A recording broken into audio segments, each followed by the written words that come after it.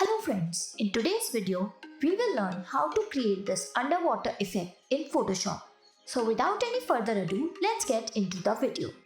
Import your image, go to select and choose subject.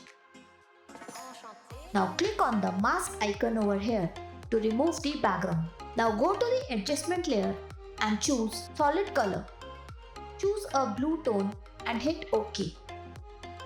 Bring it below the layer. Now go to another document, click on edit, copy and paste it in the document. Adjust it by pressing Ctrl or Command T.